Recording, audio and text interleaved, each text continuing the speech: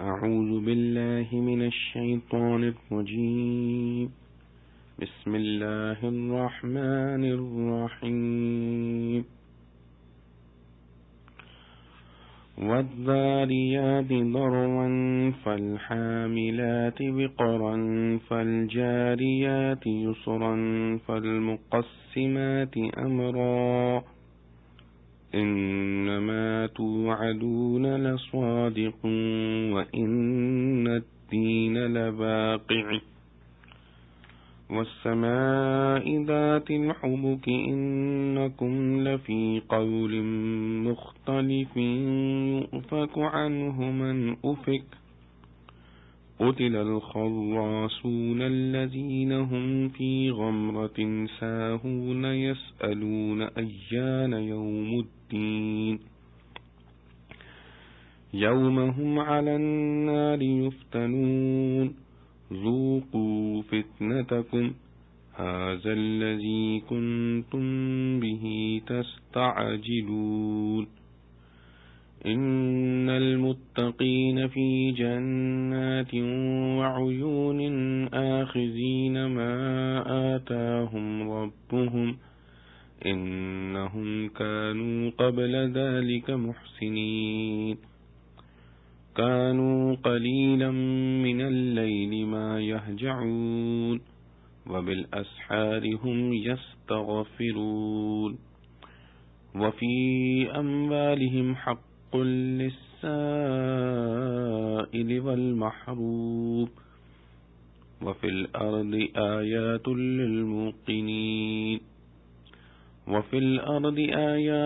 للموقنين وفي أنفسكم أفلا تبصرون وفي السماء رزقكم وما توعدون فورب السماء والأرض إنه لحق مثل ما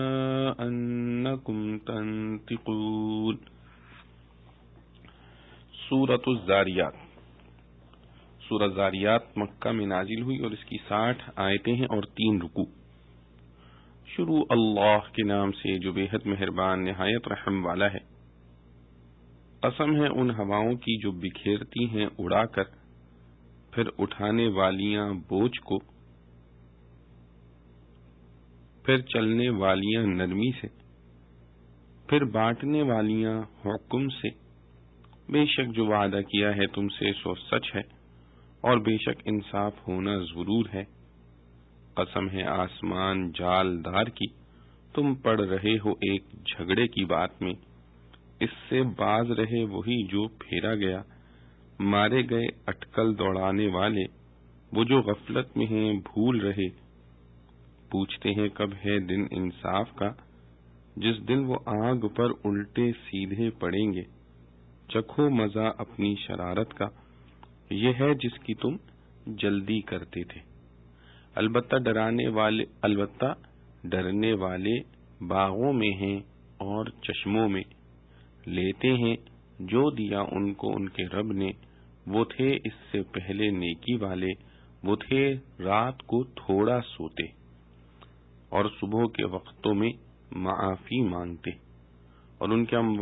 کے مال میں حصہ تھا مانگنے والوں کا اور ہارے ہوئے کا.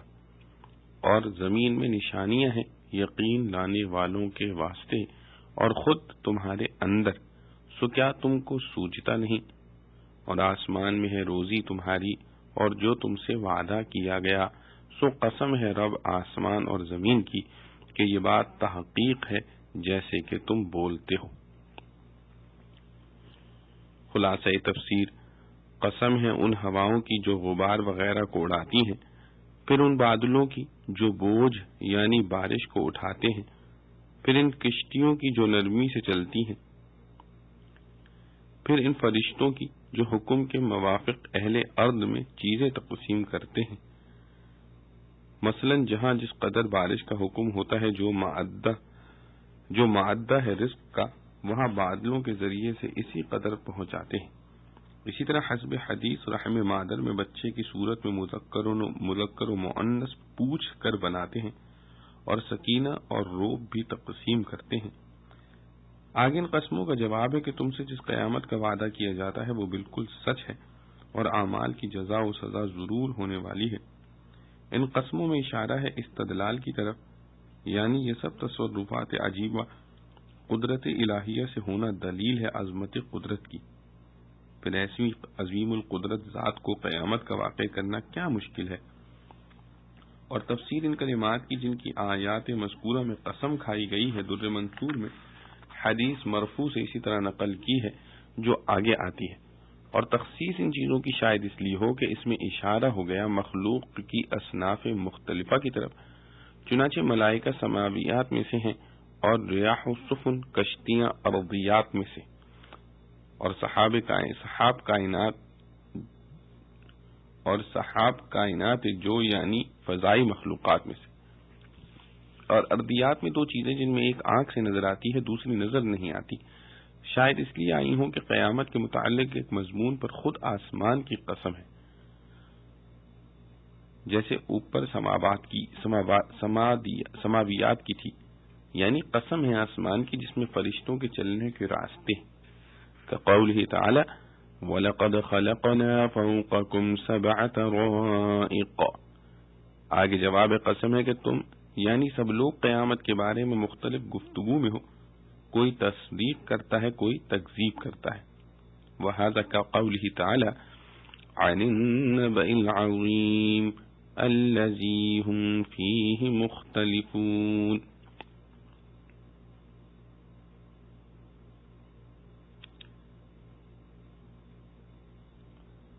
اور آسمان کی قسم سے شاید اس طرف اشارہ ہو کہ جنت آسمان میں ہے اور آسمان میں راستہ بھی ہے، مگر جو حق میں اختلاف کرے گا اس کے لیے راہ بند ہو جاوے گی، اور ان اختلاف والوں میں اس وقوع قیامت و جزا کے اعتقاد سے وہی پھرتا ہے جس کو بالکلیہ خیر و سعادت ہی سے پھرنا ہوتا ہے، جیسا کہ حدیث میں ہے من حرم فقد حرم الخیر کلہ، یعنی جو شخص اس سے محروم رہا وہ ہر خیر سے محروم رہا، اور اختلاف والوں کے دوسرے فریق کا یعنی تصدیق کرنے والوں کا حال اسی کے مقابلے سے معلوم ہو گیا کہ وہ خیر و سعادت سے پھیرے ہوئے نہیں۔ اب آگے ان پھرنے والوں کی مذمت ہے کہ غارت ہو جائیں بے سند باتیں کرنے والے، یعنی جو قیامت کا انکار کرتے ہیں بلا اس کے کہ ان کے پاس کوئی اس کی دلیل ہو، جو کہ جہالت میں بھولے ہوئے ہیں۔ بھولنے سے مراد اختیاری غفلت ہے، اور وہ لوگ بطور استہزاء و استعجال کے پوچھتے ہیں کہ روز جزا کب ہوگا۔ آگے جواب ہے کہ وہ اس دن ہوگا جس دن کے وہ لوگ آپ پر تپائے جائیں گے، اور کہا جاوے گا جس دن کے وہ لوگ آگ پر تپائے جائیں گے اور کہا جاوے گا اپنی سزا کا مزہ چکھو، یہی ہے جس کی تم جلدی مچایا کرتے تھے۔ یہ جواب یوم ہم علی النار یفتنون اس طرز کا ہے جیسے کسی مجرم کے لیے پھانسی کا حکم ہو جاوے، مگر وہ احمق باوجود قیام براہین کے محض اس وجہ سے کہ اس کو تاریخ نہیں بتلائی گئی تکذیب ہی کیے جاوے اور کہے جاوے کہ اچھا وہ دن کب آوے گا۔ چونکہ یہ سوال محض کج روی کی راہ سے ہے، اس لیے جواب میں بجائے تاریخ بتلانے کے یہ کہنا نہایت مناسب ہوگا کہ وہ دن اس وقت آوے گا جب تم پھانسی پر لٹکا دیے جاؤ گے۔ آگے دوسرے فریق یعنی مومنین و مصدقین کے ثواب کا ذکر ہے کہ بے شک متقی لوگ بہشتوں اور چشموں میں ہوں گے، اور ان کے رب نے جو ان کو ثواب عطا کیا ہوگا وہ اس کو خوشی خوشی لے رہے ہوں گے، اور کیوں نہ ہو وہ لوگ اس کے قبل یعنی دنیا میں نیکوکار تھے، پس جب وعدہ هل جزاء الاحسان الا الاحسان کہ ان کے ساتھ یہ معاملہ کیا گیا، آگے ان کی نیکوکاری کی قدر تفصیل ہے کہ وہ لوگ فرائض و واجبات سے ترقی کر کے نوافل و تطوعات کے ایسے انتظام کرنے والے تھے کہ رات کو بہت کم سوتے تھے، یعنی زیادہ حصہ رات کا عبادت میں صرف کرتے تھے، اور پھر باوجود اس کے اپنی عبادت پر نظر نہ کرتے تھے بلکہ اخیر شب میں اپنے کو عبادت میں کوتاہی کرنے والا سمجھ کر استغفار کیا کرتے تھے۔ یہ تو عبادت بدنیہ میں ان کی حالت تھی، اور عبادت مالیہ کی یہ کیفیت تھی کہ ان کے مال میں سوالی اور غیر سوالی سب کا حق تھا، یعنی ایسے التزام سے دیتے تھے جیسے ان کے ذمے ان کا کچھ آتا ہو، مراد اس سے غیر زکوٰۃ ہے۔ اور یہ مطلب نہیں ہے کہ جنات و عیون کا ملنا نوافل پر، اور یہ مطلب نہیں ہے کہ جنات و عیون کا ملنا نوافل پر موقوف ہے، بلکہ یہاں اہل درجات عالیہ کا ذکر فرمایا گیا ہے، اور چونکہ کفار قیامت کی صحت کا انکار کرتے تھے، اس لیے آگے اس کی دلیل کی طرف اشارہ ہے کہ یقین لانے کی کوشش اور طلب کرنے والوں کے لیے قیامت کے ممکن اور واقع ہونے پر زمین کے کائنات میں بہت نشانیاں اور دلیلیں ہیں، اور خود تمہاری ذات میں بھی، یعنی تمہارے ظاہری و باطنی احوال مختلفہ میں بھی دلائل ہیں قیامت کے ممکن ہونے کے، کیونکہ امور آفاقیہ و انفسیہ بالیقین داخل تحت القدرت ہیں، اور قدرت ذاتیہ کی نسبت تمام ممکنات کے ساتھ یکساں ہے، اور جبکہ قیامت کے ناممکن ہونے کی کوئی دلیل نہیں تو قیامت بھی ممکنات سے ہے، پس وہ بھی اللہ تعالی کی قدرت میں ہے۔ اور چونکہ ان دلائل کی دلالت بہت واضح تھی، اس لیے توبیخاً فرماتے ہیں کہ جب ایسے دلائل موجود ہیں تو کیا تم کو مطلوب پھر بھی دکھلائی نہیں دیتا؟ اور رہا تعین وقت وقوع کا، جس کے عدم سے استدلال عدم وقوع پر کرتے تھے، سو اس کی نسبت یہ ہے کہ تمہارا رزق اور جو تم سے قیامت کے متعلق وعدہ کیا جاتا ہے، ان سب کا معین وقت آسمان میں جو لوح محفوظ ہے اس میں درج ہے۔ زمین پر اس کا یقینی علم کسی مصلحت سے نازل نہیں کیا گیا، چنانچہ وَيُنَزِّلُ الْغَيْثَ میں بھی نہیں بتلایا گیا، اور مشاہدہ بھی ہے کہ یقینی تعین کسی کو معلوم نہیں، لیکن جب باوجود تعین وقت کا علم نہ ہونے کے رزق کا وجود یقینی ہے، پھر اس عدم تعین تاریخ سے قیامت کا عدم کیسے لازم آ گیا؟ اور ایسے استدلال کی طرف اشارہ کرنے کے لیے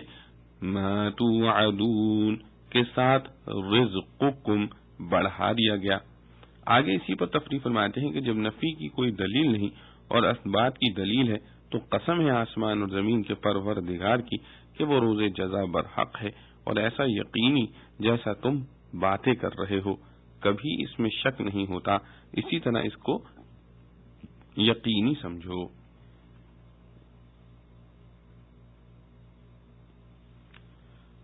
معارف و مسائل۔ سورہ ذاریات میں بھی اس سے پہلی سورت قوف کی طرح زیادہ تر مضامین آخرت و قیامت اور اس میں مردوں کے زندہ ہونے، حساب کتاب اور ثواب و عذاب کے متعلق ہیں۔ پہلی چند آیات میں اللہ تعالی نے چند چیزوں کی قسم کھا کر فرمایا ہے کہ قیامت کے متعلق جن چیزوں کا وعدہ کیا گیا ہے وہ سچا وعدہ ہے۔ جن چیزوں کی قسم کھائی ہے وہ چار ہیں: الذاریات ذروا، الحاملات وقرا، الجاریات یسرا، المقسمات امرا۔ ایک حدیث مرفوع ہے جس کو ابن کثیر نے ضعیف کہا ہے، اور حضرت فاروق اعظم اور حضرت علی مرتضی رضی اللہ عنہما سے موقوفاً ان چاروں چیزوں کے معنی اور مفہوم یہ بتلایا گیا ہے کہ ذاریات سے مراد وہ ہوائیں ہیں جن کے ساتھ غبار ہوتا ہے، اور حاملات وقرن کے لفظی معنی بوجھ اٹھانے والے کے ہیں، اس سے مراد بادل ہیں جو پانی کا بوجھ اٹھائے ہوتے ہیں، اور جاریات یسرن سے مراد کشتیاں ہیں جو پانی میں آسانی کے ساتھ چلتی ہیں،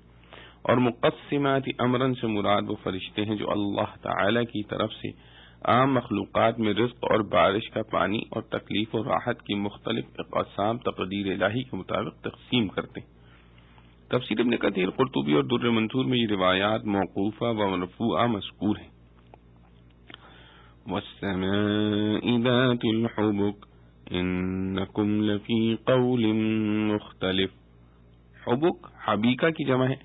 کپڑے کی بناوٹ میں جو دھاریاں ہوتی ہیں ان کو حبک کہا جاتا ہے۔ وہ چونکہ راستے اور سڑک کے مشابہ ہوتی ہیں اس لیے راستوں کو بھی حبک کہہ دیا جاتا ہے۔ بہت سے حضرات مفسرین نے اس جگہ یہی معنی مراد لیے ہیں کہ قسم ہے آسمان کی جو راستوں والا ہے۔ راستوں سے وہ راستے بھی مراد ہو سکتے ہیں جن سے فرشتے آتے جاتے ہیں، اور اس سے مراد ستاروں اور سیاروں کے راستے اور ان کے مدار بھی ہو سکتے ہیں جو دیکھنے والوں کو آسمان میں نظر آتے ہیں۔ اور چونکہ یہ بناوٹ کی دھاریاں کپڑے کی زینت اور حسن بھی ہوتی ہیں، اس لیے بعض حضرات مفسرین نے یہاں حبک کے معنی زینت اور حسن کے لیے ہیں کہ قسم آسمان کی جو حسن و زینت والا ہے۔ یہ قسم جس مضمون کے لیے آئی ہے وہ انکم لفی قول مختلف میں مذکور ہے، بظاہر اس کے مخاطب مشرکین مکہ ہیں جو رسول اللہ صلی اللہ علیہ وسلم کے متعلق مختلف اور متضاد باتیں کہا کرتے تھے، کبھی مجنون، کبھی جادوگر، کبھی شاعر وغیرہ کے لغو خطابات دیتے تھے۔ اور ایک احتمال یہ بھی ہے کہ اس کے مخاطب عام امت کے لوگ مسلم و کافر سب ہوں، اور قول مختلف سے مراد یہ ہو کہ بعض تو رسول اللہ صلی اللہ علیہ وسلم پر ایمان لاتے اور تصدیق کرتے ہیں، بعض انکار و مخالفت سے پیش آتے ہیں۔ یؤفک عنہ من افک، افک کے لفظی معنی پھر جانے، منحرف ہو جانے کے ہیں، اور عنہ کی ضمیر میں دو احتمال ہیں، دونوں کے معنی الگ الگ ہیں۔ ایک احتمال تو یہ ہے کہ ضمیر قرآن اور رسول کی طرف راجع ہو، اور معنی یہ ہو کہ قرآن اور رسول سے وہی بد نصیب منحرف ہوتا ہے جس کے لیے محرومی مقدر ہو چکی ہے، اور دوسرا احتمال یہ ہے کہ یہ ضمیر قول مختلف کی طرف راجع ہو، اور معنی یہ ہو کہ تمہارے مختلف اور متضاد اقوال کی وجہ سے وہی شخص قرآن اور رسول کا منکر ہوتا ہے جو بد نصیب محروم ہی ہو۔ قتل الخراصون، خراص کے لفظی معنی اندازہ لگانے والے اور ظن و تخمینہ سے بات کرنے والے کے ہیں۔ مراد اس سے وہ قول مختلف والے کفار و منکرین ہیں جو بغیر کسی دلیل اور وجہ کے رسول اللہ صلی اللہ علیہ وسلم کے بارے میں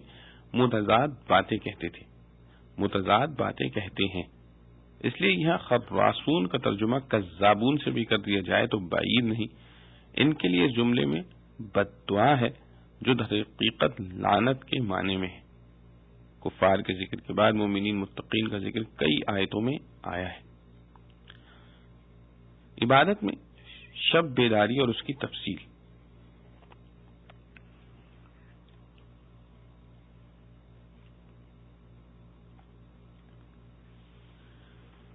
كانوا قليلا من الليل ما يهجعون، یہجعون ہجو سے مشتق ہے جس کے معنی رات کو سونے کے آتے ہیں۔ اس میں مومنین متقین کی یہ صفت بیان فرمائی ہے کہ وہ رات کو اللہ تعالی کی عبادت میں گزارتے ہیں، سوتے کم ہیں، جاگتے زیادہ ہیں، اور وقت نماز و عبادت میں گزارتے ہیں۔ یہ تفسیر ابن جریر نے اختیار کی ہے، اور حضرت حسن بصری رحمۃ اللہ علیہ سے یہی منقول ہے کہ متقین حضرات رات کو جاگنے اور عبادت کرنے کی مشقت اٹھاتے ہیں اور بہت کم سوتے ہیں۔ اور حضرت ابن عباس رضی اللہ عنہ، قتادہ، مجاہد وغیرہ ائمہ تفسیر نے اس جملے کا مطلب حرف ما کو اس میں نفی کے لیے قرار دے کر یہ بتلایا گیا ہے کہ رات کو تھوڑا سا حصہ ان پر ایسا بھی آتا ہے جس میں وہ سوتے نہیں بلکہ عبادت نماز وغیرہ میں مشغول رہتے ہیں۔ اس مفہوم کے اعتبار سے وہ سب لوگ اس کا مصداق ہو جاتے ہیں جو رات کے کسی بھی حصے میں عبادت کر لیں، خواہ شروع میں یا آخر میں یا درمیان میں۔ اس لیے حضرت انس رضی اللہ عنہ اور ابو العالیہ رحمۃ اللہ علیہ نے اس کا مصداق ان لوگوں کو قرار دیا جو مغرب و عشاء کے درمیان نماز پڑھتے ہیں، اور امام ابو جعفر باقر رحمۃ اللہ علیہ نے فرمایا کہ جو لوگ عشاء کی نماز سے پہلے نہ سوویں وہ بھی اس میں داخل ہیں۔ حضرت حسن بصری رحمۃ اللہ علیہ نے حنف بن قیس سے نقل کیا ہے کہ وہ فرماتے تھے کہ میں نے اپنے عمل کا اہل جنت کے اعمال سے موازنہ کیا تو یہ دیکھا کہ وہ ایک ایسی قوم ہے جو ہم سے بہت بلند بالا اور ممتاز ہے۔ وہ ایک ایسی قوم ہے کہ ہمارے اعمال ان کے درجے تک نہیں پہنچتے کیونکہ وہ لوگ راتوں میں سوتے کم ہیں، عبادت زیادہ کرتے ہیں۔ پھر میں نے اپنے اعمال کا اہل جہنم کے اعمال سے موازنہ کیا تو دیکھا کہ وہ اللہ و رسول کی تکذیب کرنے والے، قیامت کا انکار کرنے والے ہیں جن چیزوں سے اللہ تعالی نے ہمیں محفوظ رکھا۔ اس لیے ہمارے اعمال موازنے کے وقت نہ اصل اہل جنت کے درجے کو پہنچتے ہیں اور نہ بحمدللہ اہل جہنم کے ساتھ ملتے ہیں۔ تو معلوم ہوا کہ ہمارا درجہ عمل کے اعتبار سے وہ ہے جن کا قرآن کریم نے ان الفاظ سے ذکر فرمایا ہے، خلطوا عملا صالحا وآخر سیئا، یعنی وہ لوگ جنہوں نے اچھے برے اعمال خلط ملط کر رکھے ہیں۔ تو ہم میں بہتر آدمی وہ ہے جو کم از کم اس طبقے کی حدود میں رہے۔ اور عبد الرحمن بن زید بن اسلم رضی اللہ عنہ فرماتے ہیں کہ بنی تمیم کے ایک شخص نے میرے والد سے کہا کہ اے ابو اسامہ رضی اللہ عنہ، ہم اپنے اندر وہ صفت نہیں پاتے جو اللہ تعالیٰ نے متقین کے لیے ذکر فرمائی ہے، یعنی کانوا قلیلا من اللیل ما یہجعون، کیونکہ ہمارا حال تو یہ ہے کہ قلیلا من اللیل ما نقوم، یعنی رات میں بہت کم جاگتے اور عبادت کرتے ہیں۔ میرے والد نے اس کے جواب میں فرمایا، بشارت ہے شخص کے لیے جس کو نیند آوے تو سو جاوے، مگر جب بیدار ہو تو تقوی اختیار کرے، یعنی خلاف شرع کوئی کام نہ کرے۔ مطلب یہ ہے کہ مقبولیت عند اللہ صرف رات کو بہت جاگنے میں منحصر نہیں۔ جو شخص نیند سے مجبور ہو اور رات میں زیادہ نہ جاگے مگر بیداری میں گناہ و معصیت سے بچے، وہ بھی قابل مبارکباد ہے۔ حدیث میں رسول اللہ صلی اللہ تعالی علیہ وسلم کا ارشاد بروایت عبداللہ بن سلام رضی اللہ عنہ منقول ہے، اے لوگو، تم لوگوں کو کھانا کھلاؤ، رشتہ داروں سے صلہ رحمی کرو اور سلام ہر شخص مسلمان کو کرو، اور رات کو اس وقت نماز پڑھو جب لوگ سو رہے ہوں، تو سلامتی کے ساتھ جنت میں داخل ہو جاؤ گے۔ استغفار سحری کی برکات و فضائل۔ وَبِالْأَسْحَارِ هُمْ يَسْتَغْفِرُونَ، یعنی مومنین متقین سحرگاہ کے وقت اپنے گناہوں سے استغفار کرتے ہیں۔ اسحار سحر کی جمع ہے، رات کے آخری چھٹے حصے کو سحر کہا جاتا ہے۔ اس آخری حصہ شب میں استغفار کرنے کی فضیلت اس آیت میں بھی ہے، اور دوسری آیت وَالْمُسْتَغْفِرِينَ بِالْأَسْحَارِ میں بھی۔ حدیث کی سب کتابوں میں حدیث مذکور ہے کہ اللہ تعالی ہر رات کو آخری تہائی حصے میں آسمان دنیا پر نزول اجلال فرماتے ہیں جو ان کی شان کے مناسب ہے، اس کی حقیقت کسی کو معلوم نہیں، اور اعلان فرماتے ہیں کہ ہے کوئی توبہ کرنے والا جس کی میں توبہ قبول کروں، ہے کوئی استغفار کرنے والا کہ میں اس کی مغفرت کروں۔ یہاں یہ بات قابل نظر ہے کہ استغفار سحری میں ان متقین کا بیان ہو رہا ہے جن کا حال اس سے پہلی آیت میں بتلایا گیا ہے کہ رات کو اللہ کی عبادت میں مشغول رہتے ہیں، بہت کم سوتے ہیں۔ ان حالات میں استغفار کرنے کا بظاہر کوئی جوڑ معلوم نہیں ہوتا، کیونکہ طلب مغفرت تو گناہ سے کی جاتی ہے۔ جن لوگوں نے ساری رات عبادت میں گزار دی وہ آخر میں استغفار کس گناہ سے کرتے ہیں؟ جواب یہ ہے کہ ان حضرات کو چونکہ حق تعالی کی معرفت حاصل ہے، اللہ تعالی کی عظمت شان کو پہچانتے ہیں اور اپنی ساری عبادت کو اس کے شان نہیں دیکھتے، اس لیے اپنی اس تقصیر و کوتاہی سے استغفار کرتے ہیں۔ صدقہ و خیرات کرنے والوں کو خاص ہدایت۔ وَفِي أَمْوَالِهِمْ حَقٌّ لِلسَّائِلِ وَالْمَحْرُومِ، سائل سے مراد وہ غریب حاجت مند ہے جو اپنی حاجت لوگوں کے سامنے ظاہر کر دیتا ہے اور لوگ اس کی مدد کرتے ہیں، اور محروم سے مراد وہ شخص ہے کہ فقیر و مفلس اور حاجت مند ہونے کے باوجود شرافت نفس کے سبب اپنی حاجت کسی پر ظاہر نہیں کرتا، اس لیے لوگوں کی امداد سے محروم رہتا ہے۔ اس آیت میں مومنین متقین کی صفت بتلائی گئی ہے کہ وہ اللہ کی راہ میں مال خرچ کرنے کے وقت صرف سائلین یعنی اپنی حاجات ظاہر کرنے والوں ہی کو نہیں دیتے، بلکہ ایسے لوگوں پر بھی نظر رکھتے اور حالات کی تحقیق سے باخبر رہتے ہیں جو اپنی حاجت کسی سے کہتے نہیں۔ اور ظاہر ہے کہ مقصد آیت کا یہ ہے کہ یہ مومنین متقین صرف بدنی عبادت، نماز اور شب بیداری پر اکتفا نہیں کرتے، بلکہ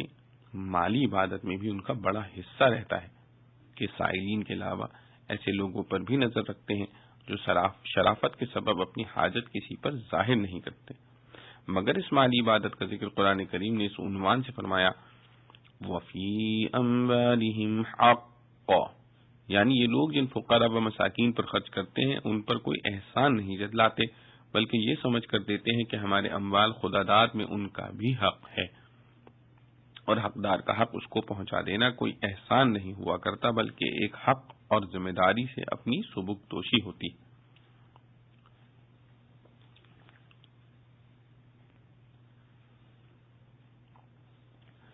آفاق و انفس دونوں میں قدرت کی نشانیاں۔ وَفِي الْأَرْضِ آيَاتٌ لِّلْمُوقِنِينَ، یعنی زمین میں بہت نشانیاں قدرت کی ہیں یقین کرنے والوں کے لیے۔ پچھلی آیات میں اول کفار و منکرین کا حال اور انجام بد بتلایا گیا ہے، پھر مومنین متقین کے حالات و صفات اور ان کے درجات عالیہ کا ذکر فرمایا، اب پھر کفار و منکرین قیامت کے حال کی طرف غور اور اللہ تعالی کی قدرت کاملہ کی نشانیاں ان کے پیش نظر کر کے انکار سے باز آ جانے کی ہدایت ہے۔ تو اس جملے کا تعلق مذکورہ سابق جملے انکم لفی قول مختلف سے ہوا، جس میں قرآن و رسول سے انکار کا ذکر ہے۔ اور تفسیر مظہری میں اس کو بھی مومنین متقین ہی کی صفات میں داخل کیا ہے، اور موقنین سے مراد وہی متقین ہے، اور اس میں ان کا حال یہ بتلایا گیا ہے کہ وہ اللہ تعالیٰ کی آیات قدرت جو زمین و آسمان میں پھیلی ہوئی ہیں ان میں غور و فکر اور تدبر سے کام لیتے ہیں، جس کے نتیجے میں ان کا ایمان و ایقان بڑھتا ہے، جیسا کہ ایک دوسری آیت میں ان کے بارے میں ارشاد ہے وَيَتَفَكَّرُونَ فِي خَلْقِ السَّمَاوَاتِ وَالْأَرْضِ، اور زمین میں جن آیات قدرت کا ذکر فرمایا ہے وہ بے شمار ہیں۔ زمین میں نباتات اور اشجار و باغات ہی کو دیکھو، ان کے اقسام و انواع، ان کے رنگ و بو، ایک ایک پتے کی تخلیق میں کمال حسن، پھر ان میں سے ہر ایک کے خواص و آثار میں اختلاف کی ہزاروں قسمیں۔ اسی طرح زمین میں نہریں، کنویں اور پانی کے دوسرے مرکز اور ان سے تیار ہونے والی لاکھوں انواع مخلوقات، زمین کے پہاڑ اور غار، زمین میں پیدا ہونے والے حیوانات اور ان کی انگنت اقسام و انواع، ہر ایک کے حالات اور منافع مختلف، زمین میں پیدا ہونے والے انسانوں کے حالات مختلف، قبائل اور مختلف خطوں کے انسانوں میں رنگ اور زبان کا امتیاز، اخلاق و عادات کا اختلاف وغیرہ، جس میں آدمی غور کرے تو ایک ایک چیز میں اللہ تعالی کی قدرت و حکمت کے اتنے مظاہر پائے گا کہ شمار کرنا بھی مشکل ہے۔ وَفِي أَنفُسِكُمْ أَفَلَا تُبْصِرُونَ، اس جگہ آیات قدرت کے بیان میں آسمان اور فضائی مخلوقات کا ذکر چھوڑ کر صرف زمین کا ذکر فرمایا ہے، جو انسان کے بہت سے قریب ہے، جس پر انسان بستا اور چلتا پھرتا ہے۔ اس آیت میں اس سے بھی زیادہ قریب یعنی خود انسان کی ذات کی طرف توجہ دلائی کہ زمین اور زمین کی مخلوقات کو بھی چھوڑ دو، خود اپنے وجود، اپنے جسم اور اس کے اعضاء و جوارح ہی میں غور کر لو تو ایک ایک عضو کو حکمت حق تعالی کا ایک دفتر اپنے وجود، اپنے جسم اور اس کے اعضاء ایک ایک عضو کو حکمت حق تعالی کا ایک دفتر پاؤ گے، اور سمجھ لو کہ سارے عالم میں جو آیات قدرت حق تعالی کی ہیں، انسان کے اپنے چھوٹے سے وجود میں وہ سب گویا سمٹ آئی ہیں۔ اسی لیے انسان کے وجود کو عالم اصغر کہا جاتا ہے کہ سارے عالم دنیا کی مثالیں انسان کے وجود میں موجود ہیں۔ انسان اگر اپنی ابتدائی پیدائش سے لے کر موت تک کے پیش آنے والے حالات میں ہی غور و تدبر کرنے لگے تو اس کو حق تعالی گویا اپنے سامنے نظر آنے لگے کہ کس طرح ایک انسانی نطفہ دنیا کے مختلف خطوں کی غذاؤں اور دنیا میں بکھرے ہوئے اجزاء لطیفہ کا خلاصہ بن کر رحم میں قرار پایا، پھر کس طرح نطفے سے ایک منجمد خون علقہ بنا، پھر علقہ سے مضغہ گوشت کا ٹکڑا بنا، پھر کس طرح اس میں ہڈیاں بنائی گئیں، پھر ان پر گوشت چڑھایا گیا، پھر کس طرح اس بے جان پتلے میں جان ڈالی گئی اور اس کی تخلیق کی تکمیل کر کے اس دنیا میں لایا گیا، پھر کس طرح تدریجی ترقی کر کے ایک بے علم بے شعور بچے سے ایک دانش مند فعال انسان بنایا گیا، اور کس طرح ان کی صورتیں اور شکلیں مختلف بنائی گئیں کہ اربوں پدموں انسانوں میں ایک کا چہرہ دوسرے سے بالکل ممتاز نظر آتا ہے۔ اس چند انچ کے رقبے میں ایک ایسے امتیازات رکھنا کس کے بس کی بات ہے؟ پھر ان کی طباع اور مزاجوں میں اختلاف، اور اس اختلاف کے باوجود ایک وحدت، یہ سب اس قدرت کاملہ کی کرشمہ سازی ہے جو بے مثل و بے مثال ہے۔ فتبارک اللہ احسن الخالقین، یہ وہ چیزیں ہیں جن کا ہر انسان کہیں باہر اور دور نہیں، خود اپنے ہی وجود میں دن رات مشاہدہ کرتا ہے۔ اس کے باوجود بھی اگر وہ اللہ جل شانہ اور اس کی قدرت کاملہ کا اعتراف نہ کرے تو کوئی اندھا ہی ہو سکتا ہے جس کو کچھ نہ سوجھے۔ اس لیے آخر میں فرمایا افلا تبصرون، یعنی کیا تم دیکھتے نہیں؟ اشارہ اس طرف ہے کہ اس میں کچھ زیادہ عقل و سمجھ کا بھی کام نہیں، بینائی ہی درست ہو تو اس نتیجے پر پہنچ سکتا ہے۔ وَفِي السَّمَاءِ رِزْقُكُمْ وَمَا تُوعَدُونَ، یعنی آسمان میں ہے تمہارا رزق اور جو کچھ تم سے وعدہ کیا جاتا ہے۔ اس کی بے غبار و بے تکلف تفسیر وہ ہے جو خلاصے تفسیر میں اختیار کی گئی، یعنی آسمان میں ہونے سے مراد آسمان میں لوح محفوظ کے اندر لکھا ہونا مراد ہے، اور یہ ظاہر ہے کہ ہر انسان کا رزق اور جو کچھ اس سے وعدے کیے گئے ہیں اور اس کا جو کچھ انجام ہونا ہے وہ سب لوح محفوظ میں لکھا ہوا ہے۔ حدیث میں حضرت ابو سعید خدری رضی اللہ عنہ سے روایت ہے کہ رسول اللہ صلی اللہ علیہ وسلم نے فرمایا کہ اگر تم میں سے کوئی شخص اپنے مقررہ رزق سے بچنے اور بھاگنے کی بھی کوشش کرے تو رزق اس کے پیچھے پیچھے بھاگے گا۔ جیسے موت سے انسان بھاگ نہیں سکتا، ایسے ہی رزق سے بھی فرار ممکن نہیں۔ اور بعض مفسرین نے فرمایا کہ رزق سے مراد بارش ہے۔ اس صورت میں اس کا آسمان میں ہونا بائیں صورت ہوگا کہ آسمان سے مراد یہاں جرم سماوات نہ ہو بلکہ ما فوق مراد ہو، جس میں فضائے آسمانی بھی داخل ہے۔ تو بارش جو بادلوں سے برستی ہے اس کو بھی فی السماء کہا جا سکتا ہے، اور ما توعدون سے مراد جنت اور اس کی نعمتیں ہیں۔ واللہ سبحانہ وتعالی عالم۔ انہ لحق مثل ما انتم تنطقون۔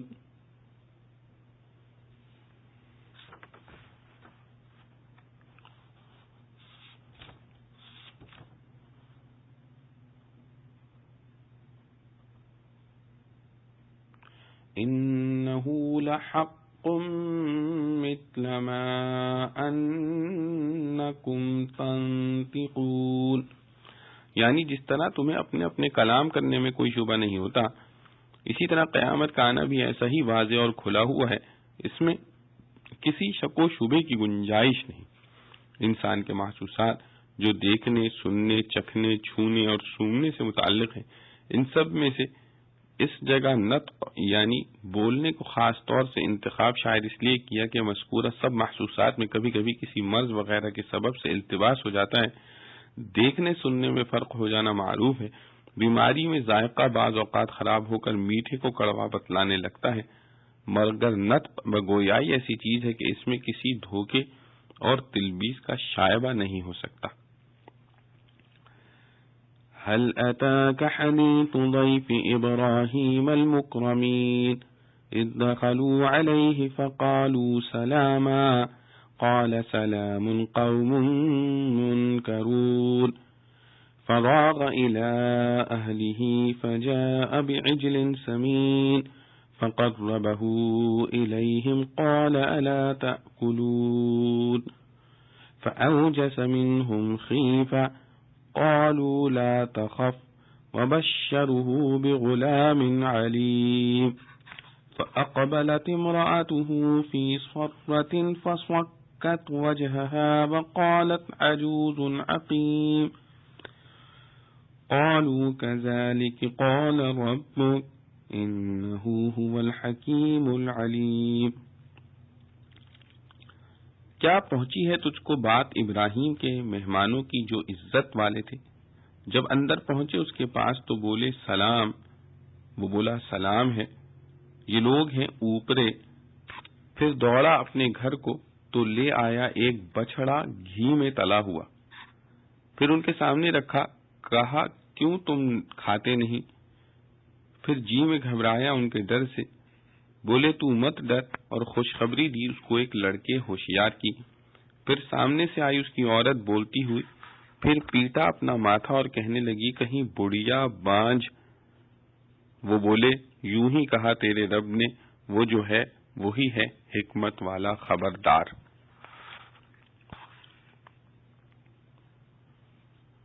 قال فما خطبكم أيها المرسلون قالوا إنا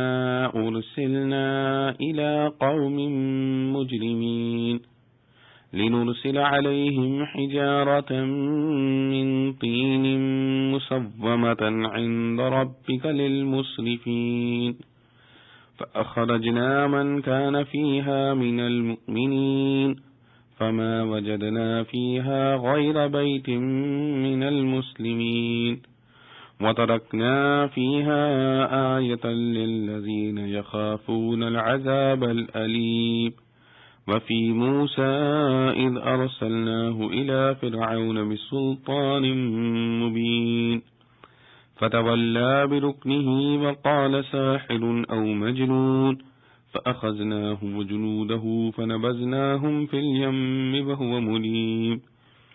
وفي عاد إذ أرسلنا عليهم الريح العقيم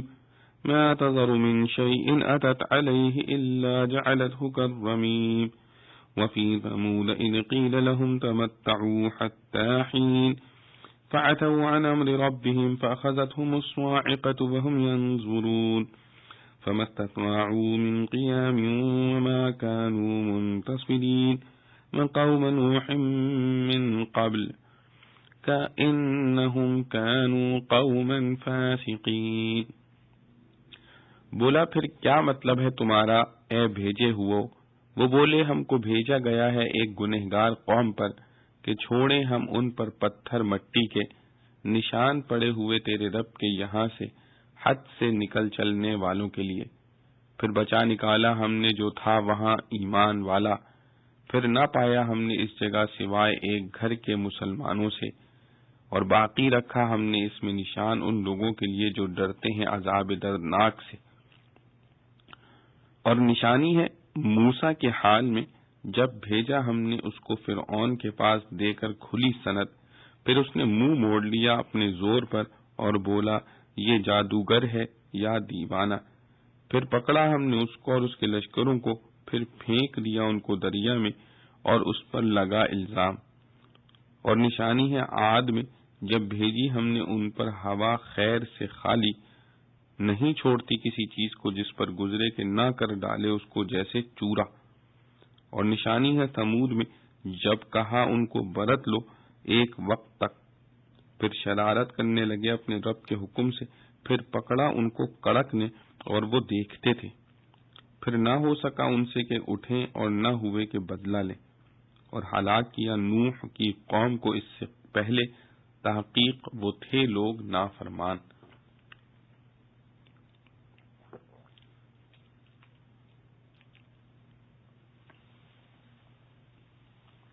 خلاصہ تفسیر اے محمد صلی اللہ علیہ وسلم، کیا ابراہیم علیہ السلام کے معزز مہمانوں کی حکایت آپ تک پہنچی ہے؟ معزز یا تو اس لیے کہا کہ وہ ملائکہ تھے جن کی شان میں ہے بل عباد مکرمون، اور یا اس لیے کہا کہ ابراہیم علیہ السلام نے اپنی عادت کے موافق ان کا اکرام کیا تھا. اور مہمان کہنا بنا بر ظاہری حالت کے ہے کہ بشکل انسان آئے تھے، اور یہ قصہ اس وقت ہوا تھا جبکہ وہ مہمان ان کے پاس آئے، پھر ان کو سلام کیا. ابراہیم علیہ السلام نے بھی جواب میں کہا سلام، اور کہنے لگے کہ انجان لوگ معلوم ہوتے ہیں. ظاہر تو یہی ہے کہ دل میں سوچا، قرینہ اس کا یہ ہے جو کہ آگے جواب فرشتوں کا مذکور نہیں، اور احتمال بعید یہ بھی ہے کہ بطور پوچھنے کے انہی سے کہہ دیا ہو کہ آپ لوگوں کو پہچانا نہیں، اور انہوں نے جواب نہ دیا ہو، اور ابراہیم علیہ السلام نے جواب کا انتظار نہ کیا ہو. غرض یہ سلام و کلام ہو کر پھر اپنے گھر کی طرف چلے اور ایک فربا بچڑا تلا ہوا لقولی تعالی بعجل حنیذ لائے اور اس کو ان کے پاس یعنی سامنے لا کر رکھا. چونکہ وہ فرشتے تھے کیوں کھاتے؟ اس وقت ابراہیم علیہ السلام کو شبہ ہوا اور کہنے لگے کہ آپ لوگ کھاتے کیوں نہیں؟ جب پھر بھی نہ کھایا تو ان سے دل میں خوف زدہ ہوئے کہ یہ لوگ کہیں مخالف اور اعداء میں سے نہ ہوں. کما مر فی سورہ ہود، انہوں نے کہا کہ تم ڈرو مت، ہم آدمی نہیں ہیں فرشتے ہیں. اور یہ کہہ کر ان کو ایک فرزند کی بشارت دی جو بڑا عالم یعنی نبی ہوگا، کیونکہ مخلوق میں سب سے زیادہ علم انبیاء کو ہوتا ہے، اور مراد اس سے اسحاق علیہ السلام ہے. یہ گفتگو ان سے ہو رہی تھی کہ اتنے میں ان کی بیوی حضرت سارہ علیہ السلام جو کہیں کھڑی سن رہی تھی قوله تعالی وامرأته قائمہ، اولاد کی خبر سن کر بولتی پکارتی آئیں. پھر جب فرشتوں نے ان کو بھی یہ خبر سنائی لقوله تعالی فبشرناها باسحاق، تو تعجب سے ماتھے پر ہاتھ مارا اور کہنے لگی کہ اول تو میں بڑھیا پھر مانج، اس وقت بچہ پیدا ہونا بھی عجیب بات ہے. فرشتے کہنے لگے کہ تعجب مت کرو لقوله تعالی اتعجبین، تمہارے پروردگار نے ایسا ہی فرمایا ہے، اور کچھ شک نہیں کہ وہ بڑا حکمت والا بڑا جاننے والا ہے. یعنی گو فی نفسی ہی یہ بات تعجب کی ہے، مگر تم کے خاندان نبوت میں رہتی ہو اور علم و فہم سے مشرف ہو، یہ معلوم کر کے کہ خدا کا ارشاد ہے تعجب نہ رہنا چاہیے. ابراہیم علیہ السلام کو فراست نبوت سے یہ بھی معلوم ہوا کہ علاوہ بشارت کے ان کے آنے سے اور بھی کچھ مقصود ہے. تو ان سے کہنے لگے کہ اچھا تو یہ بتلاؤ کہ تم کو بڑی مہم کیا درپیش ہے؟ اے فرشتوں نے کہا کہ ہم ایک مجرم قوم یعنی قوم لوط کی طرف بھیجے گئے ہیں تاکہ ہم ان پر کنکر کے پتھر برسائیں جن پر آپ کے رب کے پاس یعنی عالم غیب میں خاص نشان بھی ہے، جس کا بیان سورہ ہود میں ہوا ہے. اور وہ حد سے گزرنے والوں کے لیے ہیں۔ آگے حق تعالیٰ کا ارشاد ہے کہ جب ان بستیوں پر عذاب کا وقت قریب آیا تو ہم نے جتنے ایماندار تھے سب کو وہاں سے علیحدہ کر دیا، بجز مسلمانوں کے ایک گھر کے اور کوئی گھر مسلمانوں کا ہم نے نہیں پایا۔ یہ کنایا ہے کہ وہاں کوئی اور گھر مسلمانوں کا تھا ہی نہیں، کیونکہ جس چیز کا وجود اللہ کے علم میں نہ ہو وہ موجود ہو ہی نہیں سکتی۔ اور ہم نے اس واقعے میں ہمیشہ کے واسطے ایسے لوگوں کے لیے ایک عبرت رہنے دی جو دردناک عذاب سے ڈرتے ہیں۔ اور آگے موسیٰ علیہ السلام اور فرعون کا قصہ سنو کہ موسیٰ علیہ السلام کے قصے میں بھی عبرت ہے، جبکہ ہم نے ان کو فرعون کے پاس ایک کھلی ہوئی دلیل یعنی معجزہ دے کر بھیجا، سو اس نے ماں اپنے ارکان سلطنت کے سرتابی کی اور کہنے لگا کہ یہ ساحر یا مجنون ہے، سو ہم نے اس کو اور اس کے لشکر کو پکڑ کر دریا میں پھینک دیا یعنی غرق کر دیا، اور اس نے کام ہی میں ملامت کا کیا تھا۔ اور آگے عاد کا قصہ سنو کہ عاد کے قصے میں بھی عبرت ہے، جبکہ ہم نے ان پر نامبارک آندھی بھیجی جس چیز پر گزرتی تھی، یعنی ان اشیاء میں سے کہ جن کے اہلاک کا حکم تھا جس پر گزرتی تھی اس کو ایسا کر چھوڑتی تھی جیسے کوئی چیز گل کر ریزہ ریزہ ہو جاتی ہے۔ اور آگے سمود کا قصہ سنو، سمود کے قصے میں بھی عبرت ہے، جبکہ ان سے کہا گیا یعنی صالح علیہ السلام نے فرمایا کہ اور تھوڑے دنوں چین کر لو، یعنی کفر سے باز نہیں آؤ گے تو بعد چندے ہلاک ہوگے۔ سو اس ڈرانے پر بھی ان لوگوں نے اپنے رب کے حکم سے سرکشی کی، سو ان کو عذاب نے آ لیا اور وہ اس عذاب کے آثار کو دیکھ رہے تھے، یعنی یہ عذاب کھلے طور پر آیا، سو نہ تو کھڑے ہی ہو سکے بلکہ اوندھے منہ گر گئے۔ قوله تعالی جاثمین، اور نہ ہم سے بدلہ لے سکے، اور ان سے پہلے قوم نوح کا یہی حال ہو چکا تھا، یعنی اس سبب سے کہ وہ بڑے نافرمان لوگ تھے ان کو بھی ہلاک کیا تھا۔ معارف و مسائل، یہاں سے رسول اللہ صلی اللہ علیہ وسلم کی تسلی کے لیے گزری ہوئی امتوں میں سے چند انبیاء علیہ السلام کے واقعات بیان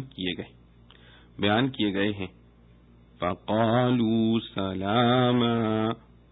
قَالَ سَلَامٌ، فرشتوں نے سلام کہا تھا، خلیل اللہ نے جواب میں سلام رفع کے ساتھ کہا، کیونکہ مرفوع ہونے کی صورت میں جملہ اسمیہ بنا جس میں دوام اور استمرار اور قوت زیادہ ہے، تو جیسا قرآن کریم میں حکم ہے کہ سلام کا جواب سلام کرنے والے کے الفاظ سے بہتر الفاظ میں ہو، اس کی تعمیل فرمائی۔ قوم منکرون، منکر بضم میم و فتح کاف اوپرے اور اجنبی کو کہا جاتا ہے، چونکہ گناہ کے کام بھی اسلام میں اوپرے اور اجنبی ہوتے ہیں، اس لیے گناہ کو بھی منکر کہہ دیا جاتا ہے۔ مراد جملے کی یہ ہے کہ یہ حضرات فرشتے بشکل بشر آئے تھے، ابراہیم علیہ السلام نے ان کو پہچانا نہیں، اس لیے اپنے دل میں یہ کہا کہ یہ اجنبی لوگ ہیں جن کو ہم نہیں پہچانتے، اور ممکن ہے کہ خود مہمانوں کے سامنے ہی اس کا ذکر بطور استفہام کے کر دیا ہو اور مقصد ان کا تعارف دریافت کرنا ہو۔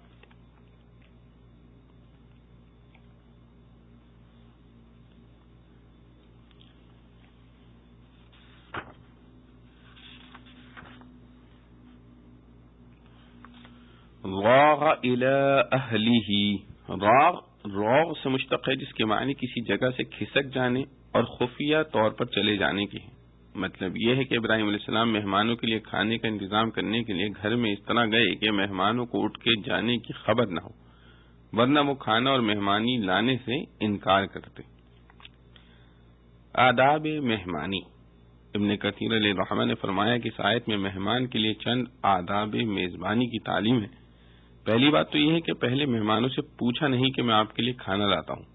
بلکہ چپکے سے کھسک گئے اور ان کی مہمانی کے لیے اپنے پاس جو سب سے اچھی چیز کھانے کی تھی یعنی بچھڑا ذبح کیا، اس کو بھونا اور لے آئے۔ اور دوسرے یہ کہ لانے کے بعد مہمانوں کو اس کی تکلیف نہیں دی کہ ان کو کھانے کی طرف بلاتے، بلکہ جہاں وہ بیٹھے تھے وہیں لا کر ان کے سامنے پیش کر دیا۔ فَقَرَّبَهُ إِلَيْهِمْ، تیسرے یہ کہ مہمانی پیش کرنے کے وقت انداز گفتگو میں کھانے پر اصرار نہ تھا، بلکہ فرمایا الا تأکلون، کیا آپ کھائیں گے نہیں؟ اشارہ اس طرف ہوا کہ اگرچہ آپ کو حاجت کھانے کی نہ ہو مگر ہماری خاطر سے کچھ کھائیے۔ فأوجس منہم، یعنی ابراہیم علیہ السلام ان کے کھانا نہ کھانے کی وجہ سے ان سے خطرہ محسوس کرنے لگے، جس کی وجہ یہ تھی کہ اس وقت شرفاء کا تعامل تھا کہ مہمان کچھ نہ کچھ مہمانی قبول کرتا اور کھاتا تھا. جو مہمانی اتنی بھی قبول نہ کرے اس سے خطرہ ہوتا تھا کہ شاید کوئی دشمن نہ ہو جو تکلیف پہنچانے آیا ہو. اس وقت کے چوروں ظالموں میں یہ شرافت تھی کہ جس کا کچھ کھا لیا پھر اس کو نقصان نہیں پہنچاتے تھے، اس لیے نہ کھانا سبب خطرے کا بنتا تھا. فَأَقْبَلَتِ امْرَأَتُهُ فِي صَرَّةٍ، صرہ کے معنی غیر معمولی آواز کے ہیں. صریر قلم سے نکلنے والی آواز کو کہا جاتا ہے. مراد یہ ہے کہ حضرت سارہ رضی اللہ عنہا نے جب سنا کہ فرشتے ابراہیم علیہ السلام کو بچے کی پیدائش کی خوشخبری دے رہے ہیں اور یہ ظاہر تھا کہ بچہ بیوی سے پیدا ہوتا ہے، بیوی حضرت سارہ ہی تھی، تو سمجھی کہ یہ خوشخبری ہم دونوں ہی کے لیے ہے، تو غیر اختیاری طور پر ان کے منہ سے کچھ الفاظ حیرت و تعجب کے نکلے اور کہا عجوز عقیم، کہ اول تو میں بڑھیا پھر بانجھ، یعنی جوانی میں بھی اولاد کے قابل نہیں تھی، اب بڑھاپے میں یہ کیسے ہوگا؟ جس کے جواب میں فرشتوں نے فرمایا کذالک، یعنی اللہ تعالیٰ کو سب قدرت ہے، یہ کام یوں ہی ہوگا. چنانچہ جس وقت اس بشارت کے مطابق حضرت اسحاق علیہ السلام پیدا ہوئے تو حضرت سارہ رضی اللہ عنہا کی عمر 99 سال اور حضرت ابراہیم علیہ السلام کی عمر 100 سال کی تھی.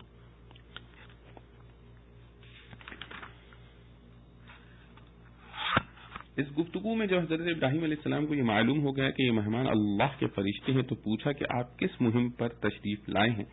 انہوں نے حضرت لوط علیہ السلام کی قوم پر عذاب نازل کرنے کا تذکرہ کیا کہ ان کی قوم پر پتھراؤ کیا جائے گا، اور پتھراؤ بھی کچھ بڑے بڑے پتھروں سے نہیں بلکہ مٹی سے بنی ہوئی کنکریوں سے ہوگا. مصومۃ عند ربک، یعنی کنکریاں اللہ کی طرف سے خاص علامت لگی ہوئی ہوں گی. بعض مفسرین نے فرمایا کہ ہر کنکری پر اس شخص کا نام لکھا تھا جس کو ہلاک کرنے کے لیے یہ بھیجی گئی تھی، اور وہ جس طرف بھاگا اس کنکری نے اس کا تعاقب کیا. اور دوسری آیات میں جو اس قوم کا عذاب یہ ذکر کیا گیا ہے کہ جبرائیل امین نے اس پورے شہر کو اٹھا کر پلٹ دیا، تو یہ اس کے منافی نہیں کہ پہلے یہ پتھراؤ کیا گیا ہو، اس کے بعد پوری زمین کا تختہ الٹا گیا ہو.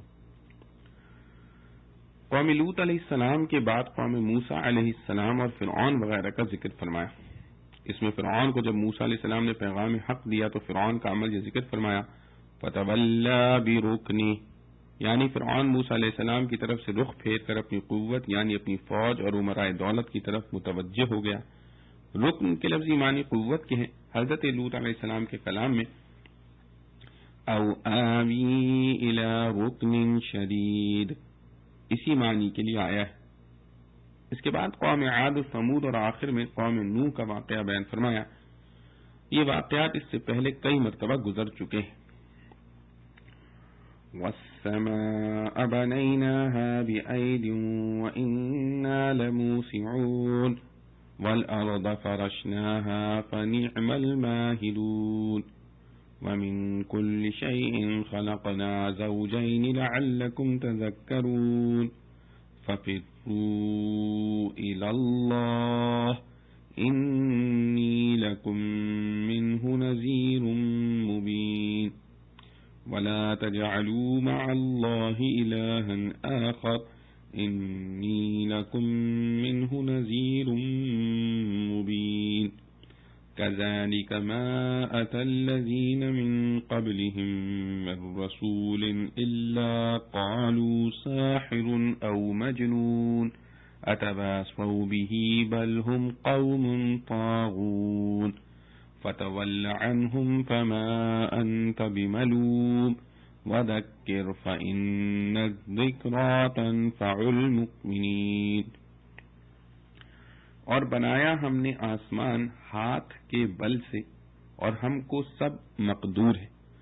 اور زمین کو بچھایا ہم نے سو کیا خوب بچھانا جانتے ہیں ہم، اور ہر چیز کے بنائے ہم نے جوڑے تاکہ تم دھیان کرو. سو بھاگو اللہ کی طرف، میں تم کو اس کی طرف سے ڈر سناتا ہوں کھول کر، اور مت ٹھہراؤ اللہ کے ساتھ اور کسی کو معبود، میں تم کو اس کی طرف سے ڈر سناتا ہوں کھول کر. اسی طرح ان سے پہلے لوگوں کے پاس جو رسول آیا اس کو یہی کہا کہ جادوگر ہے یا دیوانہ، کیا یہی وصیت کر مرے ہیں ایک دوسرے کو؟ کوئی نہیں، پر یہ لوگ شریر ہیں۔ سو تو لوٹ آ ان کی طرف سے، اب تجھ پر نہیں ہے الزام، اور سمجھاتا رہ کہ سمجھانا کام آتا ہے ایمان والوں کو۔ خلاصہ تفسیر، اور ہم نے آسمان کو اپنی قدرت سے بنایا اور ہم وسیع القدرت ہیں، اور ہم نے زمین کو فرش کے طور پر بنایا، سو ہم کیسے اچھے بچھانے والے ہیں، یعنی اس میں کیسے کیسے منافع رکھیں، اور ہم نے ہر چیز کو دو دو قسم کا بنایا۔ اس قسم سے مراد مقابل ہے، سو ظاہر ہے کہ ہر شے میں کوئی نہ کوئی صفت ذاتیہ یا عرضیہ ایسی معتبر ہوتی ہے جس سے دوسری چیز جس میں اس صفت کی نقیض یا ضد ملحوظ ہو اس کے مقابل شمار کی جاتی ہے، جیسے آسمان و زمین، جوہر و عرض، گرمی و سردی، شیریں و تلخ، چھوٹی و بڑی، خوشنما و بدنما، سفیدی و سیاہی، روشنی و تاریکی وعلی ھذا، تاکہ تم ان مصنوعات سے توحید کو سمجھو۔ اور اے پیغمبر صلی اللہ علیہ وسلم ان سے فرما دیجئے کہ جب یہ مصنوعات وحدت سوانے پر دلالت کر رہی ہیں تو تم کو چاہیے کہ ان سے استدلال کر کے اللہ ہی کی توحید کی طرف دوڑو، اور اول تو بوجہ دلائل مذکورہ کہ خود عقل ہی اعتقاد توحید کو ضروری بتلا رہی ہے، پھر اوپر سے میں بھی تمہارے سمجھانے کے واسطے اللہ کی طرف سے صاف طور پر ڈرانے والا ہو کر آیا ہوں کہ منکر توحید کو عذاب ہوگا۔ بس خوف عذاب کے اعتبار سے اعتقاد توحید اور بھی ضروری ہو گیا، اور پھر اور زیادہ توضیح سے کہتا ہوں کہ خدا کے ساتھ کوئی اور معبود قرار نہ دو۔ پھر تغیر عنوان کے ساتھ مضمون توحید کی وجہ سے انذار کی پھر تاکید ہے کہ میں تمہارے سمجھانے کے واسطے اللہ کی طرف سے کھلا ڈرانے والا ہو کر آیا ہوں۔ آگے حق تعالیٰ کا ارشاد ہے کہ آپ واقع میں بلا شبہ نذیر مبین ہیں، جیسا ابھی مذکور ہوا، لیکن یہ آپ کے مخالفین ایسے جاہل ہیں کہ نعوذ باللہ آپ کو کبھی ساحر کبھی مجنون بتلاتے ہیں، سو آپ صبر کیجئے، کیونکہ جس طرح یہ آپ کو کہہ رہے ہیں اسی طرح جو کافر لوگ ان سے پہلے ہو گزرے ہیں ان کے پاس کوئی پیغمبر ایسا نہیں آیا جس کو انہوں نے یعنی کل نے یا بعض نے ساحر یا مجنون نہ کہا ہو۔ آگے کفار کے اس قول ساحر او مجنون پر متفق ہونے سے تعجب دلاتے ہیں کہ کیا اس بات کی ایک دوسرے کو وصیت کرتے چلے آئے تھے، یعنی یہ اجماع تو ایسا ہو گیا جیسے ایک دوسرے کو کہتے چلے آئے ہوں کہ دیکھو جو رسول آوے تم بھی ہماری طرح کہنا۔ آگے حقیقت واقعہ بیان فرماتے ہیں کہ تواسی واقع نہ ہوئی تھی، کیونکہ بعض قومیں بعض قوموں سے ملی بھی نہیں، بلکہ وجہ اس اجماع و اتفاق کی یہ ہوئی کہ یہ سب کے سب سرکش لوگ ہیں، یعنی سبب اس قول کا سرکشی ہے، چونکہ وہ ان سب میں مشترک ہے اس لیے قول بھی مشترک ہو گیا۔ سو جب پہلے لوگ بھی ایسے گزرے ہیں اور سبب اس کا معلوم ہو گیا کہ انہی کا طغیان ہے تو آپ ان کی طرف التفات نہ کیجیے، یعنی ان کی تکذیب کی پرواہ اور غم نہ کیجیے، کیونکہ آپ صلی اللہ علیہ وسلم پر کسی طرح کا الزام نہیں، کقولہ تعالی وَلَا تُسْأَلُ عَنْ أَصْحَابِ الْجَحِيمِ، اور اطمینان کے ساتھ اپنے منصبی کام میں لگے رہیے، فقط سمجھاتے رہیے، کیونکہ سمجھانا جن کی قسمت میں ایمان نہیں ان پر تو اتمام حجت ہوگا، اور جن کی قسمت میں ایمان ہے اور ان ایمان لانے والوں کو بھی اور جو پہلے مومن ہیں ان کو بھی نفع دے گا۔ بہرحال تذکیر میں عام فوائد اور حکمتیں سب کے اعتبار سے ہیں، آپ اس کو کیے جائیے اور کسی کے ایمان لانے کا غم نہ کیجیے۔ معارف و مسائل، سابقہ آیات میں قیامت و آخرت کا بیان اور اس کو نہ ماننے والوں پر عذاب کا ذکر تھا۔ ان آیات میں بھی حق تعالی کی قدرت کاملہ کا بیان ہے جس سے قیامت اور اس میں مردوں کے دوبارہ زندہ ہونے پر تعجب منکرین کی طرف سے کیا جاتا ہے، اس کا ازالہ ہے۔ نیز توحید کا اثبات اور رسالت پر ایمان کی تاکید ہے۔ بنیناها بأید وإنا لموسعون، لفظ عید قوت و قدرت کے معنی میں آتا ہے۔ اس جگہ حضرت ابن عباس رضی اللہ عنہ نے عید کی یہی تفسیر فرمائی، فَفِرُّوا إِلَى اللَّهِ، یعنی دوڑو اللہ کی طرف۔ حضرت ابن عباس رضی اللہ عنہ نے فرمایا کہ مراد یہ ہے کہ اپنے گناہوں سے بھاگو اللہ کی طرف توبہ کے ذریعے۔ ابو بکر الرزاق اور جنید بغدادی علیہ الرحمہ نے فرمایا کہ نفس و شیطان معاصی کی طرف دعوت دینے والے ہیں اور بہکانے والے ہیں، تم ان سے بھاگ کر اللہ کی طرف پناہ لو تو وہ تمہیں ان کے شر سے بچا لیں گے۔ وَمَا خَلَقْتُ الْجِنَّ وَالْإِنسَ إِلَّا لِيَعْبُدُونِ مَا أُرِيدُ مِنْهُمْ مِنْ رِزْقٍ وَمَا أُرِيدُ أَنْ يُطْعِمُونِ إِنَّ اللَّهَ هُوَ الرَّزَّاقُ ذُو الْقُوَّةِ الْمَتِينُ فَإِنَّ لِلَّذِينَ ظَلَمُوا ذَنُوبًا مِثْلَ ذَنُوبِ أَصْحَابِهِمْ فَلَا يَسْتَعْجِلُونَ فَوَيْلٌ لِّلَّذِينَ كَفَرُوا مِن يَوْمِهِمُ الَّذِي يُوعَدُونَ۔ اور میں نے جو بنائے جن اور آدمی سو اپنی بندگی کو، میں نہیں چاہتا ان سے روزینہ اور نہیں چاہتا کہ مجھ کو کھلائیں۔ اللہ جو ہے وہی ہے روزی دینے والا، زور آور مضبوط۔ سو ان گنہگاروں کا بھی ڈول بھر چکا ہے جیسے ڈول بھرا ان کے ساتھیوں کا، اب مجھ سے جلدی نہ کریں۔ سو خرابی ہے منکروں کو ان کے اس دن سے جس کا ان سے وعدہ ہو چکا ہے۔ خلاصہ تفسیر، اور میں نے جن اور انسان کو دراصل اسی واسطے پیدا کیا ہے کہ میری عبادت کیا کریں، اور طبعاً اور تکمیلاً للعبادت جن و انس کی پیدائش پر دوسرے منافع کا مرتب ہونا اس کے منافی نہیں، اور اسی طرح بعض جن و انس سے عبادت کا صادر نہ ہونا بھی اس مضمون کے منافی نہیں، کیونکہ حاصل اس لیعبدون کا ارادہ تشریعیہ ہے، یعنی ان کو عبادت کا حکم دینا، نہ کہ ارادہ تکوینیہ یعنی عبادت پر مجبور کرنا۔ اور تخصیص جن و انس کی اس لیے ہے کہ عبادت سے مراد عبادت بالاختیار و ابتلا ہے، اور ملائکہ میں اگرچہ عبادت ہے ابتلا نہیں، اور دوسری مخلوقات حیوانات و نباتات وغیرہ میں اختیار نہیں۔ حاصل ارشاد کا یہ ہے کہ مجھ کو مطلوب شرعی ان سے عبادت کرانا ہے، باقی میں ان سے مخلوق کی رزق رسانی کی درخواست نہیں کرتا، اور نہ یہ درخواست کرتا ہوں کہ وہ مجھ کو کھلایا کرے۔ اللہ خود ہی سب کو رزق پہنچانے والا ہے، تو ہم کو اس کی ضرورت ہی کیا تھی کہ ہم مخلوقات کی روزی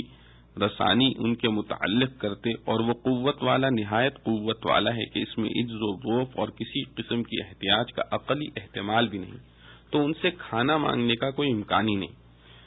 یہ ترغیب ہو گئی، آگے ترہیب ہے کہ جب عبادت کا وجوب ثابت ہو گیا اور عبادت کا اہم رکن ایمان ہے، تو اگر یہ لوگ اب بھی شرک و کفر پر مصر رہیں گے تو سن رکھیں کہ ان ظالموں کی سزا کی بھی باری علم الہی میں مقرر ہے، جیسے ان کے گزشتہ ہم مشربوں کی باری مقرر تھی، یعنی ہر مجرم ظالم کے لیے اللہ کے علم میں خاص خاص وقت مقرر ہے۔ اس طرح نوبت بنوبت ہر مجرم کی باری آتی ہے تو وہ عذاب میں پکڑا جاتا ہے، کبھی دنیا و آخرت دونوں میں، اور کبھی صرف آخرت میں۔ سو مجھ سے عذاب جلدی طلب نہ کریں، جیسا کہ ان کی عادت ہے کہ وعیدیں سن کر تکذیب کے طور پر استعجال کرنے لگتے ہیں۔ غرض جب وہ باری کے دن آئیں گے جن میں سب سے اشد یوم موعود یعنی قیامت ہے، تو ان کافروں کے لیے اس دن کے آنے سے بڑی خرابی ہوگی جس کا ان سے وعدہ کیا جاتا ہے۔ چنانچہ خود سورت بھی اسی وعدے سے شروع ہوتی ہے، انما توعدون لصادق وان الدین لواقع، اور اس سے سورت کے آغاز و انجام کا حسن ظاہر ہے۔ معارف و مسائل، جن و انس کی تخلیق کا مقصد، وما خلقت الجن والانس الا لیعبدون، یعنی ہم نے جنات اور انسان کو عبادت کے سوا کسی کام کے لیے نہیں پیدا کیا۔ اس میں دو اشکال ظاہر نظر میں پیدا ہوتے ہیں۔ اول یہ کہ جس مخلوق کو اللہ تعالی نے کسی خاص کام کے لیے پیدا کیا ہے اور اس کا ارادہ یہی ہے کہ یہ مخلوق اس کام کو کرے، تو عقلی طور پر یہ ناممکن و محال ہوگا کہ پھر وہ مخلوق اس کام سے انحراف کر سکے، کیونکہ اللہ تعالیٰ کے ارادے و مشیت کے خلاف کوئی کام محال ہے۔ دوسرا اشکال یہ ہے کہ اس آیت میں انسان اور جن کی تخلیق کو صرف عبادت میں منحصر کر دیا گیا ہے، حالانکہ ان کی پیدائش میں علاوہ عبادت کے دوسرے فوائد اور حکمتیں بھی موجود ہیں۔ پہلے اشکال کے جواب میں بعض حضرات مفسرین نے اس مضمون کو صرف مومنین کے ساتھ مخصوص قرار دیا ہے، یعنی ہم نے مومن جنات اور مومن انسانوں کو بجز عبادت کے اور کسی کام کے لیے نہیں بنایا، اور مومنین ظاہر ہے کہ عبادت کے کم و بیش پابند ہوتے ہیں. یہ قول ضحاک اور سفیان وغیرہ کا ہے. اور حضرت ابن عباس رضی اللہ عنہ کی ایک قرات آیت مذکورہ میں لفظ مومنین مذکور بھی ہے، اور قرات اس طرح ہے وَمَا خَلَقْتُ الْجِنَّ وَالْإِنسَ مِنَ الْمُؤْمِنِينَ إِلَّا لِيَعْبُدُونَ. اس قرات سے بھی اس کی تائید ہوتی ہے کہ مضمون صرف مومنین کے حق میں آیا ہے، اور خلاصہ تفسیر میں اس اشکال کو رفع کرنے کے لیے کہا گیا ہے کہ اس آیت میں ارادہ الہیہ سے مراد ارادہ تکوینی نہیں ہے جس کے خلاف کا وقوع محال ہوتا ہے، بلکہ ارادہ تشریعی ہے، یعنی یہ کہ ہم نے ان کو صرف اس لیے پیدا کیا ہے کہ ہم ان کو عبادت کے لیے معمور کریں. امر الہی چونکہ انسانی اختیار کے ساتھ مشروط رکھا گیا ہے، اس کے خلاف کا وقوع محال نہیں، یعنی اللہ تعالی نے تو حکم عبادت کا سب کو دیا ہے مگر ساتھ ہی اختیار بھی دیا ہے. اس لیے کسی نے اپنے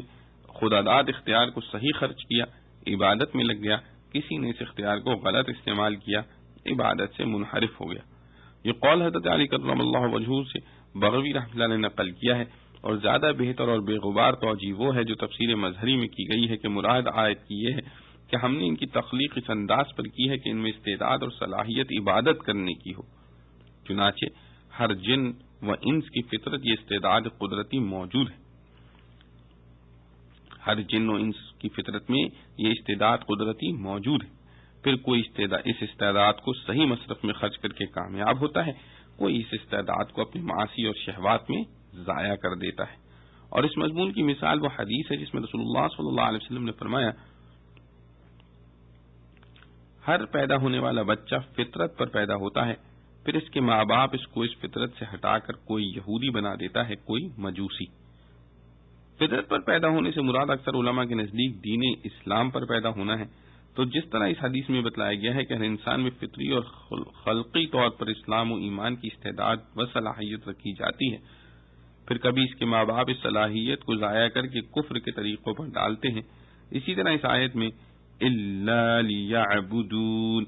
کا یہ مفہوم ہو سکتا ہے کہ جن و انس کے ہر فرد میں اللہ تعالیٰ نے استعداد اور صلاحیت عبادت کی رکھی ہے. واللہ سبحانہ وتعالی عالم. اور دوسرے اشکال کا جواب خلاصہ تفسیر میں آ چکا ہے کہ کسی مخلوق کو عبادت کے لیے پیدا کرنا اس سے دوسرے منافع اور فوائد کی نفی نہیں کرتا. ما اريد منهم من رزق، یعنی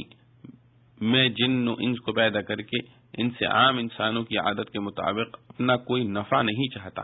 کہ وہ رزق پیدا کریں میرے لیے یا اپنے لیے یا میری دوسری مخلوق کے لیے، اور یا یہ کہ وہ مجھے کما کر کھلائیں. یہ سب کلام انسان کی عام عادت پر کیا گیا ہے، کیونکہ بڑے سے بڑا انسان جو غلام خریدتا اور اس پر خرچ کرتا ہے تو اس کا مقصد ان غلاموں سے اپنے کام لینا، اپنی ضروریات اور کاموں میں مدد لینا اور کمائی کر کے آقا کو دینا ہوتا ہے. حق تعالی ان سب چیزوں سے پاک اور بالا تر ہیں، اس لیے فرمایا کہ ان کو پیدا کرنے سے میرا اپنا کوئی نفع مقصود نہیں. ذنوباً، لفظ ذنوب بفتحہ الزال اصل میں بڑے ڈول کو کہا جاتا ہے، اور بستی کے عام کنووں پر پانی بھرنے کے لیے بغرض سہولت بھرنے والوں کے نمبر اور باری مقرر کر لی جاتی ہے. ہر ایک پانی بھرنے والا اپنی باری میں پانی بھرتا ہے، اس لیے یہاں لفظ ذنوب کے معنی باری اور حصے کے لیے گئے ہیں. مراد یہ ہے کہ جس طرح پچھلی امتوں کو اپنے اپنے وقت میں عمل کرنے کا موقع اور باری دی گئی، جن لوگوں نے اپنی باری میں کام نہیں کیا وہ ہلاک و برباد اور گرفتار عذاب ہوئے، اسی طرح موجودہ مشرکین کی بھی باری اور وقت مقرر ہے. اگر اس وقت تک یہ اپنے کفر سے باز نہ آئے تو خدا کا عذاب ان کو کبھی تو اسی دنیا میں اور نہیں تو آخرت میں ضرور پکڑے گا. اس لیے ان کو فرما دیجئے کہ اپنی جلد بازی سے باز آ جاؤ. یعنی یہ کفار جو بطور تکذیب و انکار کے یہ کہتے ہیں کہ اگر ہم واقعی مجرم ہیں اور مجرمین پر عذاب آنا آپ کے قول سے ثابت ہے تو پھر ہم پر عذاب کیوں نہیں آ جاتا؟ ان کا جواب یہ ہے کہ عذاب اپنے مقررہ وقت پر اور اپنی باری پر آتا ہے. تمہاری باری بھی آنے والی ہے، جلد بازی نہ کرو. آگے حضرت فرماتے ہیں الحمدللہ سورہ زاریات آج دوشنبہ 21 ربیع الاول 1391 ہجری کو پوری ہو گئی. اللہ رب العالمین سے دعا ہے کہ جو کچھ پڑھا سنا گیا اللہ پاک سبحانہ و تقدس ہمیں اس پر عمل کرنے کی توفیق نصیب فرمائے. وآخر دعوانا الحمدللہ رب العالمین.